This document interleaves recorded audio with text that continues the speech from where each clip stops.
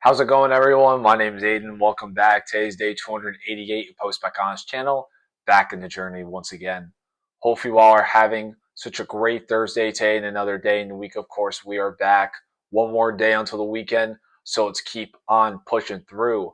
But with that being said, today's message that I want to talk about is growth starts in uncertainty, not comfort. Before we get into today's message, let's talk about the day real quick. Woke up, got a fresh cut.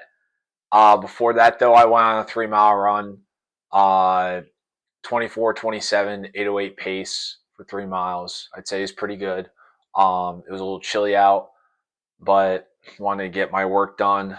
After this video, I'm going to go to the gym. Then I got work later. So, yeah, the only thing I look forward to is coming home later, so that'll be good. But that being said, let's just get back to today's message. Growth starts in uncertainty, not comfort. That is the realest thing ever. I think I've talked about this before. And yet again, the biggest thing when it comes to starting things, you're not always going to be fully certain. If you're fully certain on the idea, go for it. But even when you're kind of uncertain about it, sure, you trust your heart, you trust your gut, you listen to what they got to say. But if you really want to go for it, you should. The best thing to know is that in order to be comfortable again, you have to be uncomfortable. You have to learn what it's like. You have to adapt the environment of being uncertain, of being uncomfortable in order to fall back into the comfortableness again. See, when we pull ourselves away from things that mean so much to us, we become this vulnerable, tiny little uncomfortable person, a soul. And the thing is, when we do that, some people tend to just latch on to things, just try to fill the void, just try to, not let go of themselves. They don't want to see themselves be alone. But being honest, when you are alone and you know what it's like to be alone, you tend to feel a lot better. The thing is, you should get used to yourself being alone. You're not always going to be with family. You're not always going to be with your significant other. You're not always going to be with your friends. Sometimes you are alone.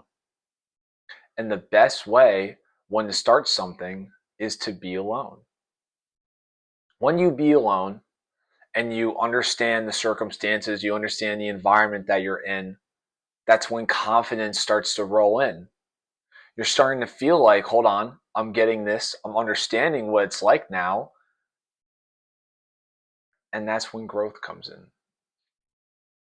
See, growth doesn't come when you're comfortable. It comes when you don't even know it.